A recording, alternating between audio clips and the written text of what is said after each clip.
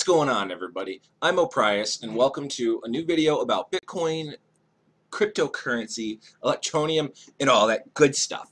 Now, today's topic I wanted to cover more in my stream the other day, but it didn't really seem to fit in with any of the bits that I was talking about with my subscribers and followers. So thank you very much for everyone that joins the stream and watches. So I do want to kind of cover a little bit more of that today and kind of step away from the reviews of lending platforms and ICOs, even though there's a couple of ICOs that are finishing today, like Finecoin and all that stuff. Today was their last day of ICOs, and I did a review on that. So I wanted to take a look at the market, and I also wanted to look at the trends of Bitcoin from January 2017 to February, kind of around the same time last year to where we are now in 2018, and kind of some expectations we could see on the market.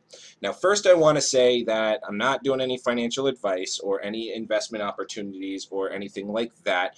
And the second thing I want to say is that I don't really know how I feel about technical analysis on charts. I've learned a lot of the terms and a lot of the trends, and I've seen those kind of work and play in the stock market, but that's a little bit more of a, that's great, look at this, porn industry cryptocurrency.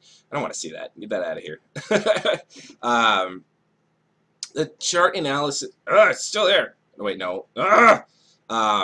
The chart analysis and the technical analysis, I don't feel is a very accurate description and an accurate prediction. I mean, everything's based off of speculation. The real thing that I genuinely believe in with cryptocurrency, and this is going to sound stupid, is that the price predictions and the coins and the buying opportunities and the selling opportunities, hindsight's 2020. Okay, a lot of the times when you sit there and, like you say with Ripple, for example, you pick it up at 75 cents and you might sit there and be hoping that it's going to go back over $1. It drops down to 60 cents when it's like, oh, well, you know, I knew it was going to do that. Or, you know, you didn't buy it and it goes up to $1. Like, I knew it was going to go to $1 and I didn't buy it. So that's kind of how I feel, even with the technical analysis and the chart reading and the trends. The only time I really see something strongly going up and increasing their value is when, like, for example, Electroneum. When they release their mobile mining app, this will see some increase because it's going to start getting some more mass adoption. So I could sit here and I could read this chart all day, and I could say, you know, I had a really good pump here and a good dump here and another pump.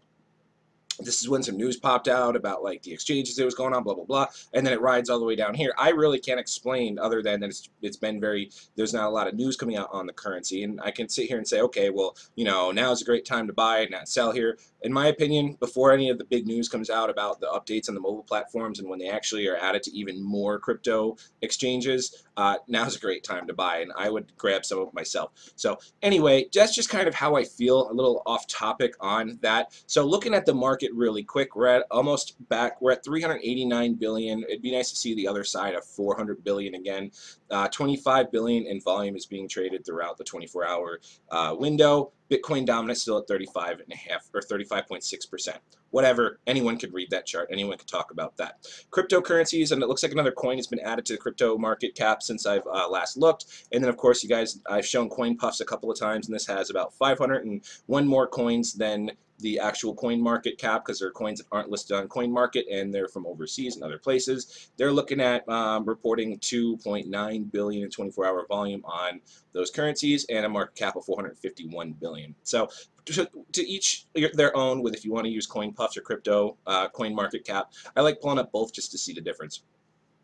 So anyway, looking at the big dogs, Bitcoin is seeing some nice recovery from its not all-time low, but its low that we've seen this month. Ethereum's not really recovered into that over 1,000 stage just yet. Ripple has taken its dive from its $3 that everyone said I was an idiot for saying it would, you know, not really see that long. So I like to see this. Bitcoin Cash still holding strong, and it's actually a nice big rise over the grand mark. Coins. Litecoin down at 6th place. Probably scoop some of that up here shortly as well. So let's go ahead and pull up Bitcoin. And I want to pull up the chart because, you know, the topic on a lot of questions is like, oh, the Bitcoin bubble has burst. The Bitcoin bubble has burst. Blah, blah, blah, blah. I don't believe that whatsoever. In fact, this is the title of the video. I don't believe the Bitcoin bubble has burst. So let's look at the chart range from the January month back here. We're going to spread this out a little bit. See if we can get started on January. All right, so we're kind of in the January range, and you're looking at a lot of trend here. Let me see if I can pull up this, and we can see a similar trend. That way we can go back and forth between two graphs. I don't do all the lines and the drawings and the little pyramids and the little flags and all that stuff. I just want to look at the actual hard numbers, data, and figures. So, all right. So this is kind of a January 2018 and February 2018 spread. This is kind of a January 2017 to February 2017 spread as well. And there's some significant similarities between the two. There's a little bit more of a dip on our 2018 calendar, or our 2018 chart. But if you look at the 2017 chart, even though it was a little bit early, the percentages, the dollar value and the dollar decrease and the dollar loss is going to be significantly different, because we're looking at a difference of like a digit, you know, like an extra decimal place. We're looking at a difference between like 10,000 and 1,000. But you could see very similar trends during January before the increase at the end of February, that Bitcoin was hanging out at around $1,100, and we saw it dip all the way down to about $763. Now, if you look at 2018, you can say something's very similar with that by adding a decimal point and saying, well, you know, look, we're starting here up in that 11,000 range, and we're dropping all the way down here into that $600-700 range. You know, you're just adding, even though it's $6,000-7,000, the percentages are very similar. Now, at this point, it is a larger amount of money. Yes, so there is much more loss and much more gain, but the percentage is very, very similar. And then as of today, with the numbers, we start to be looking like we're back on an increase and a rise from just like 2017. Like, this is the 2017 coin market's 2017. Coin Puffs is 2018, and you know, we've hit our bottom at the 600 mark.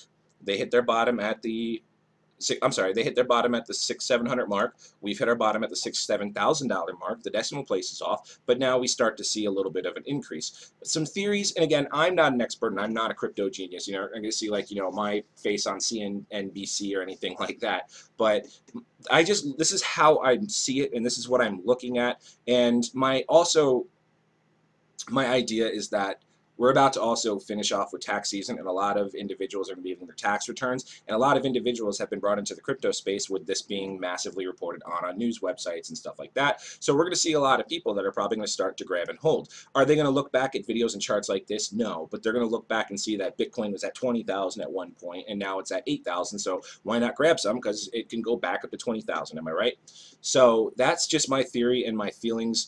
We're in a very similar trend from 2017 moving into 2018. So I think we're going to see some great boom and increase in the price of Bitcoin in the near future. I'm not going to predict an exact price on what that is. That's not what I'm here for, but I do have very good feelings that it's going to go up. So of course, I'm looking for ways to earn Bitcoin, to hold Bitcoin, and not necessarily convert US currency into Bitcoin, but I do want to be able to grow my wallet and hang on to that and increase that ride.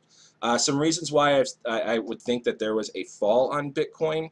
If you had to ask me about this time frame, let's pull it up here.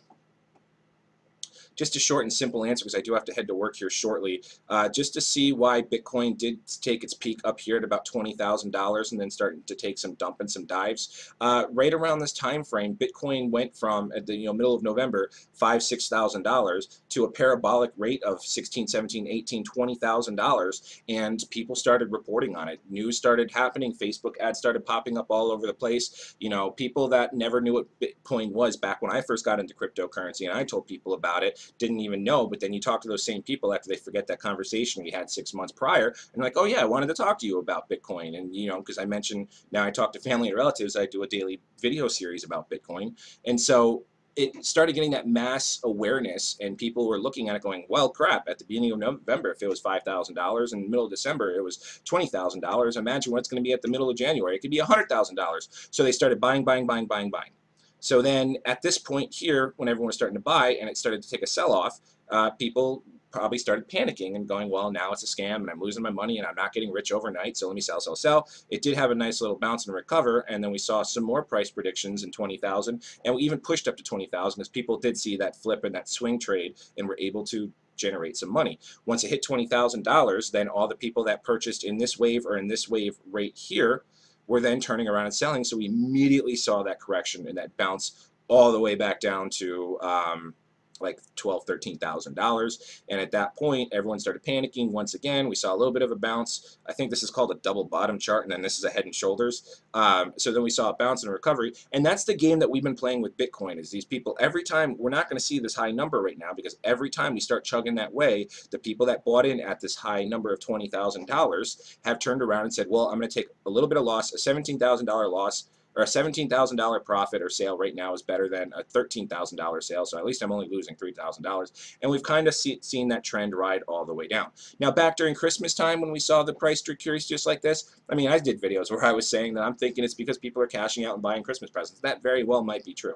So that's just my opinion on why we've seen the drop. People were buying at a high price. They're basically buying high and selling low because they were panic selling, and they weren't going to hold to see what happens to us in, you know, April, May, June, July of Bitcoin craze.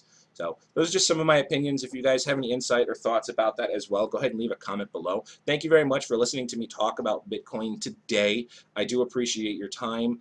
If you haven't already subscribed to the channel, go ahead and hit that subscribe button. I do daily videos, and I do a stream on every single Wednesday. And I do a couple of things. And if you have coins you want me to look at, or coins that you want me to teach you how to mine, I can do that as well. I think in tomorrow's video we're going to talk about NiceHash mining, because I've tickled my feet back into that after the hack. So stay tuned for that. I'm Oprius, guys. Please leave a comment, leave a like or a dislike if you want, and I'll see you next time.